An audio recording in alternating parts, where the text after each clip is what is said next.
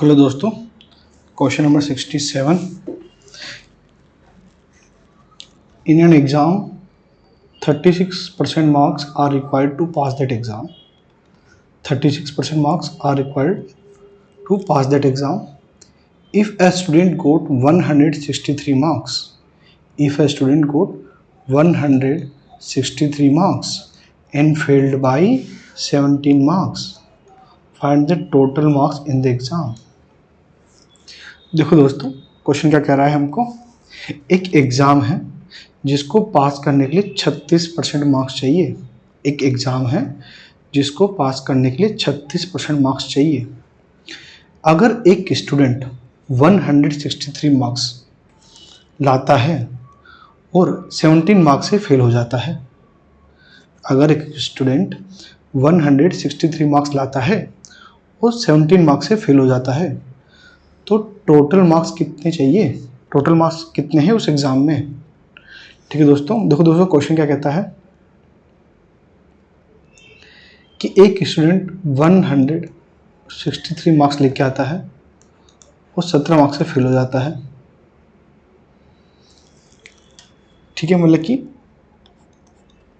तो passing marks कितने हुए।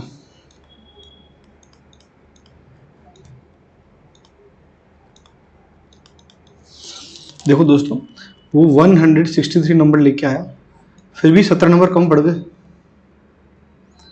163 नंबर लेके आया, फिर भी 17 नंबर कम पड़ गए।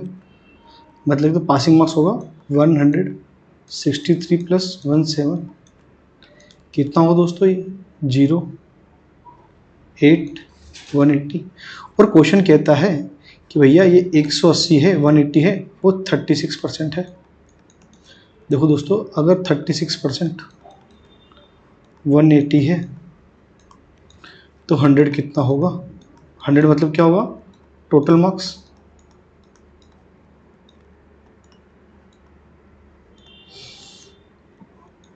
ये कितना होगा, 180 डिवाइड बाई 36 इंटू 100।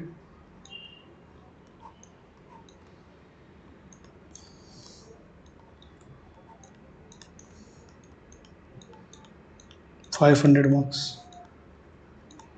तो दोस्तों आंसर होगा इसका सी।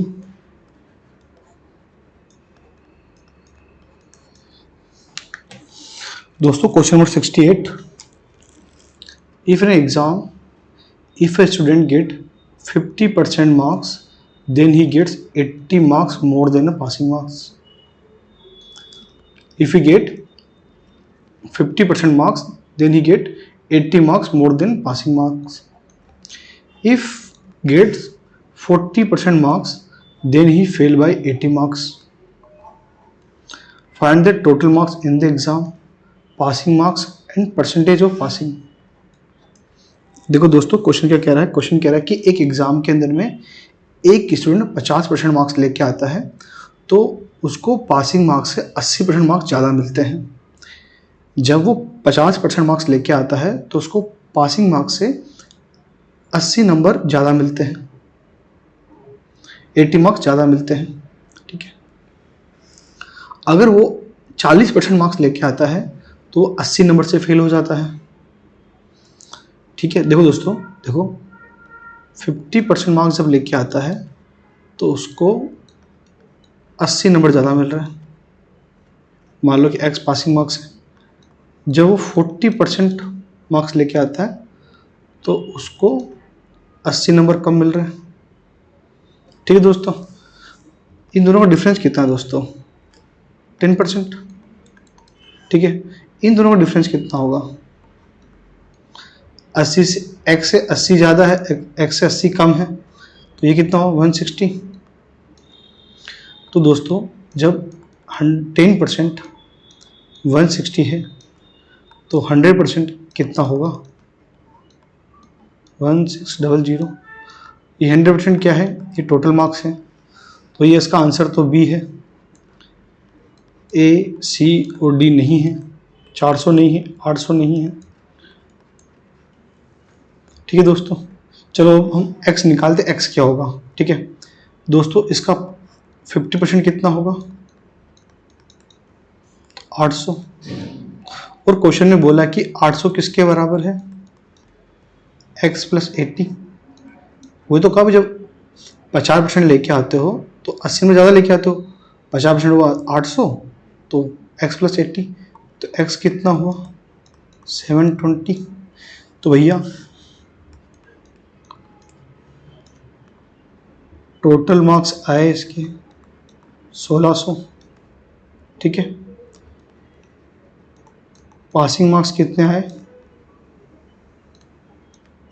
720। परसेंटेज ऑफ पासिंग कितना होगा 720, टोटल मार्क्स कितने 1600 इंटू 100। इसको जब आप सोल्व करोगे यह आएगा 45, तो होगा 45%। दोस्तों अगला question 69। In exam if a student get 60% marks then he get 60 marks more than passing marks. If he gets 30% marks then fails by 30 marks. Find the total marks in the exam, passing marks and percentage of passing. देखो दोस्तों question कहता है कि जब बच्चे को 60% marks मिलता है तो पासिंग मार्क्स से 60 नंबर ज़्यादा लेके आता है। जब बच्चे को 30% मार्क्स मिलता है तो पासिंग मार्क्स से 30 मार्क्स कम लेके आता है। ठीक है, क्या कह रहा है क्वेश्चन, क्वेश्चन कह रहा है कि जब भैया 60% में उसको 60 नंबर ज़्यादा मिल रहा है, 30% में उसको 30 नंबर कम मिल रहा है, इन दोनों का डिफरेंस कितना हुआ 30। इधर डिफरेंस कितना होगा भैया,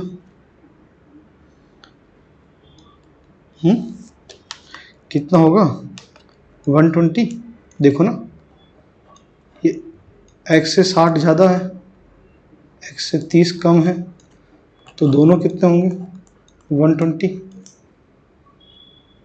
आप इसको ऐसे भी कर सकते हो, 60% minus 30% equal to x plus 60, फिर माइनस के अंदर में x प्लस 3, कितना हो गया 30% इक्वल टू, ये कैंसिल आउट 120। ठीक है दोस्तों, तो 100% कितना होगा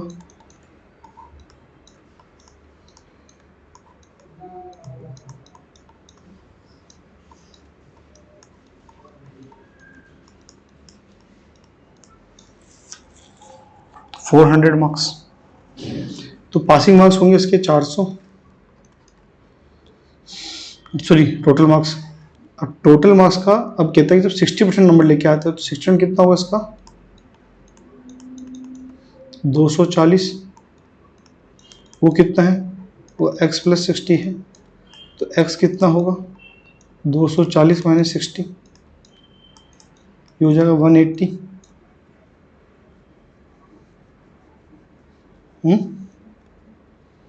180 होगा ना, ये 180 तो आंसर ही नहीं है। हाँ दोस्तों, तो देखो ये दोस्तों टोटल मार्क्स आए अपने 400, पासिंग मार्क्स आए अपने 180। ठीक है, परसेंटेज ऑफ पासिंग कितना होगा 180 डिवाइड बाई टोटल मार्क्स, वही 400 इंटू 100, 16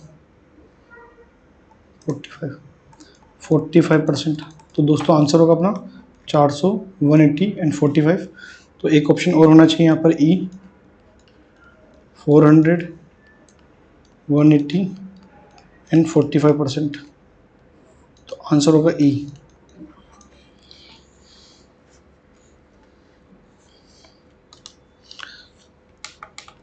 हाँ दोस्तों, question number 70। In an exam if a student get 60% marks then he get 60 marks more than passing marks. If he get 80% marks then he gets 180 marks more than a passing marks, find the total marks. देखो दोस्तों question क्या कह रहा है कि जब एक बच्चा 60% मार्क्स लेके आता है तो पासिंग मार्क्स से 60 नंबर ज़्यादा लेके आता है, जब 80% मार्क्स लेके आता है तो पासिंग मार्क्स से 180 नंबर ज़्यादा लेके आता है, तो टोटल मार्क्स कितने हुए एग्जाम में वो बताना अपन। देखो दोस्तों जब वो 60% मार्क्स लेके आता है तो पासिंग मार्क्स से 60 नंबर ज़्यादा लेके आ रहा है। दोस्तों जब वो 80% मार्क्स लेके आ रहा है तो पासिंग मार्क्स से 180 नंबर ज़्यादा लेके आ रहा है। दोस्तों इन दोनों का डिफरेंस कितना है यहाँ पे 20, इधर डिफरेंस कितना होगा दोस्तों,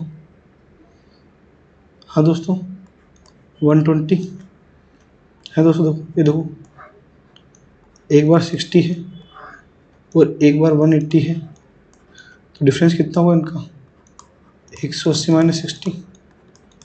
आप ये भी या ऐसे भी लिख सकते हो आप 80% minus 60% equal to x plus 180 minus x minus 60, तो 20% इक्वल टू 120। तो 100% कितना होगा 5 से मल्टीप्लाई हुआ इधर, तो ये इसको 5 से मल्टीप्लाई करेंगे अपन 0 0 600, तो आंसर होगा अपना 600।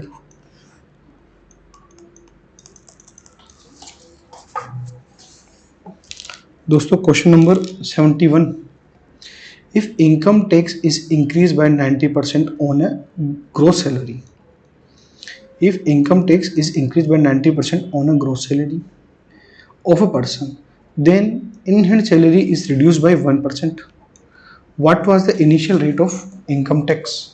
देखो दोस्तों क्वेश्चन ये कह रहा है कि एक आदमी की ग्रोस सैलरी है, ठीक है, अगर ग्रोस सैलरी पे इनकम टैक्स को 19% बढ़ा दिया जाता है, ठीक है, मतलब पहले कुछ इनकम टैक्स लग रहा होगा, उस इनकम टैक्स को 19% बढ़ा दिया जाता है, तो उसकी जो इन हैंड सैलरी है वो 1% कम हो जाती है। देखो दोस्तों क्या है चीज़, देखो दोस्तों पहले तो ग्रोस सैलरी क्या होता है वो समझते हैं एक बार अपन। ग्रोस सैलरी उस सैलरी को बोलते हैं जो टोटल सैलरी होती है, इसके अंदर में अपनी सबसे पहले इन हैंड सैलरी आती है,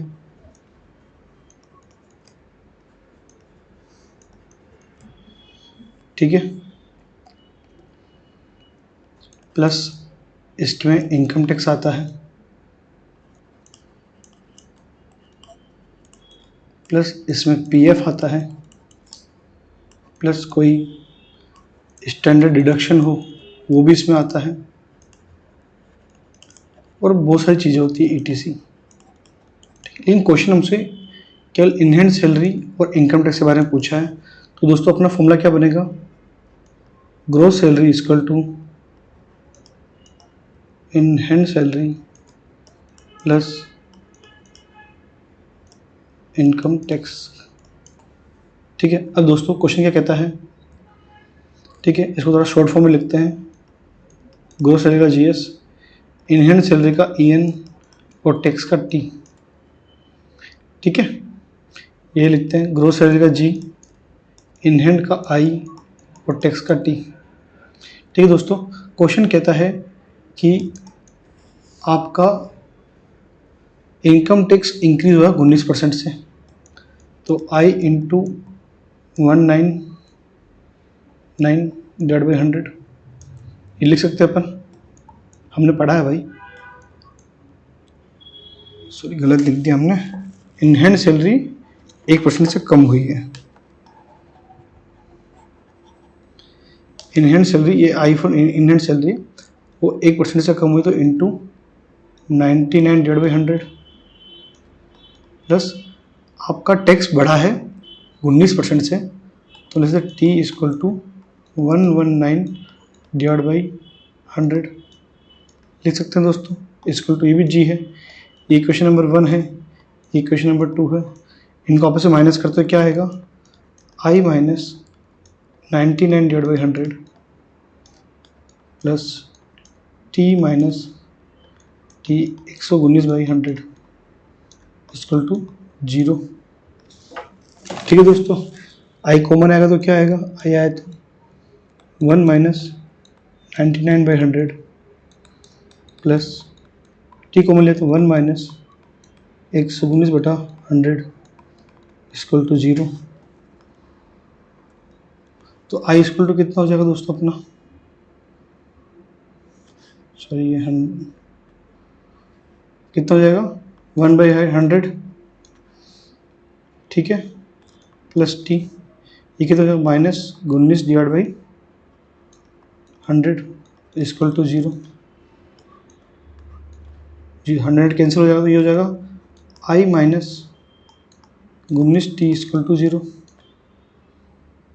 तो आई इक्वल टू 19t, तो I divide by t equal to 19/1।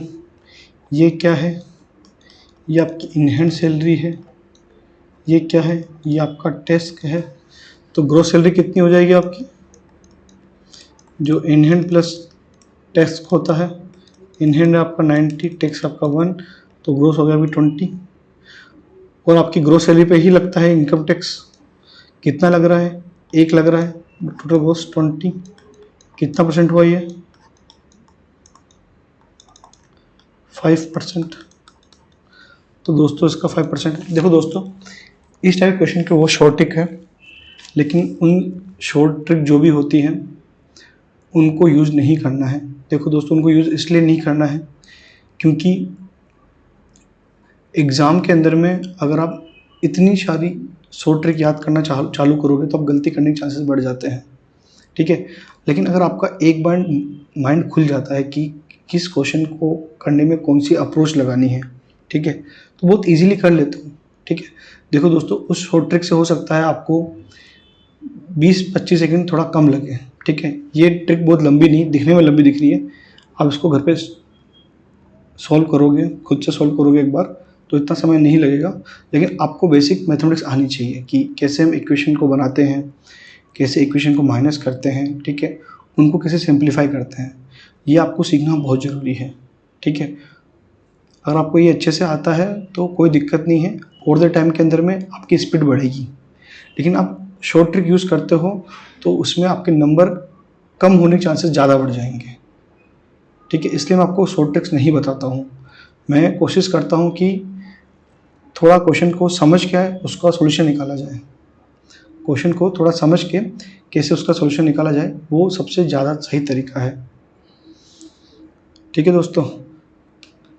Question 72 वो थोड़ा इसी टाइप का क्वेश्चन है, एक बार आप उसको वापस देखते हैं, ठीक है, तो अंडरस्टैंडिंग क्वेश्चन की थोड़ी अच्छी होगी आपकी। देखो दोस्तों question number 72, if income tax is increase by 10% on the gross salary of a person, then in-hand salary is reduced by 10%. What are the old and new rates of income tax? देखो दोस्तों question क्या कह रहा है, question कह रहा है कि इनकम टैक्स को 10% बढ़ा दिया जाता है ग्रोस सैलरी पे और इन-हैंड सैलरी उसकी वजह से 10% कम हो जाती है, ठीक है। तो हमको बताना है कि इनकम टैक्स की पहले की रेट कितनी थी और बाद में रेट कितनी हुई बढ़ाने के बाद में। देखो दोस्तों क्वेश्चन वही आप समझना, gross salary equal to in hand salary plus tax, ठीक है। क्वेश्चन कह रहा है कि आपकी इन-हैंड सैलरी को कम कर दिया 10% से, मतलब कि in-hand salary into 9/10 plus tax को हमने बढ़ा दिया 10% से तो 11/10, ठीक है। इन दोनों आपस में माइनस करें तो क्या आएगा, आई 9/10 प्लस टी 11/10 इक्वल टू 0। आई को मूल्य तो कितना आया दोस्तों आपका 1/10, टी को मूल्य कितना आया -1/10 इक्वल टू 0। तो I minus t equal to 0 है, तो आई इक्वल टू टी है, आई डिवाइड बाई टी कितना हो जाएगा 1/1। हमें पता है दोस्तों GS equal to I plus T, I यहाँ पर क्या है इन-हैंड सैलरी है, टी यहाँ पर क्या है टैक्स है, तो जी कितना हो जाएगा 2 इक्वल टू 1 + 1, देखो दोस्तों, 2 रुपये कमाता है तो 1 रुपये उसको देना पड़ रहा है। कितना परसेंट दे रहा है? 1/2 इक्वल टू 100, 50%। तो भैया पहले जो ओल्ड टैक्स था वो था 50%, ठीक है। अब कहता है कि ये बढ़ गया आपका 10% से, तो कितना हो जाएगा ये 1.1। ये कितना कम हुआ, ये हो जाएगा 0.9, ठीक है। तो 1.1 2 का कितना होगा 55%। तो नया टैक्स कितना निकल के आया आपका 55%। तो दोस्तों आपका आंसर होगा D.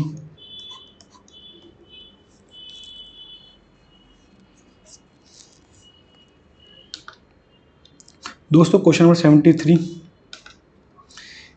In a mixture of 500 liters of milk and water, 60% is milk, how much liter of milk is to be poured so that milk percentage become 80% in the mixture।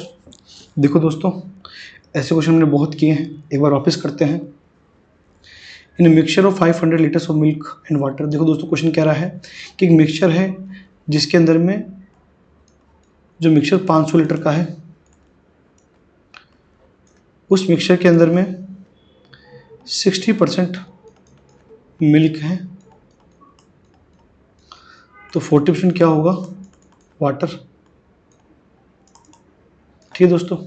फिर वो कहता है कि मैं कितना मिल्क ऐड करूं, कितना milk add करूं जो 60% मिल्क है वो 80% हो जाए।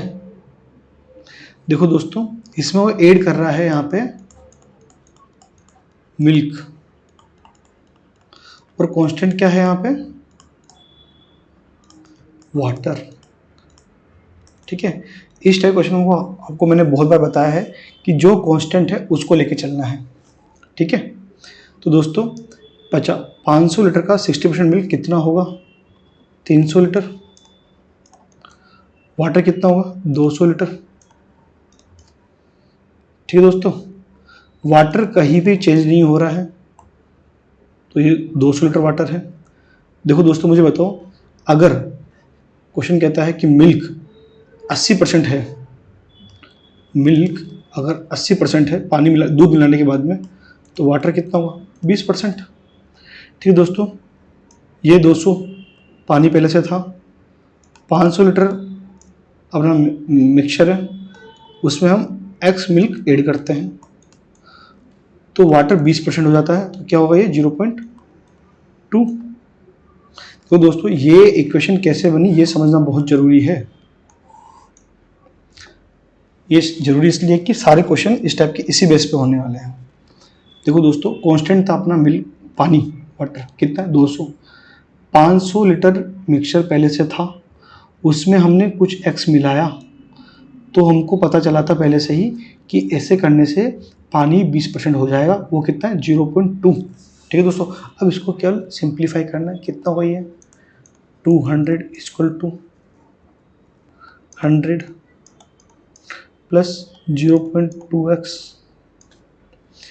तो 0.2x इक्वल टू कितना हुआ 100, x equal to 100 divide by 0.2,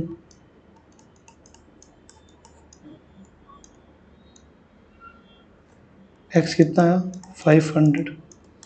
मतलब दोस्तों हमको यहाँ पर 500 लीटर मिल्क मिलाना पड़ेगा, तब जाके मिल्क 80% होगा। तो दोस्तों अपना आंसर होगा इसका सी, है दोस्तों, अपना इसका आंसर होगा सी 500 लीटर।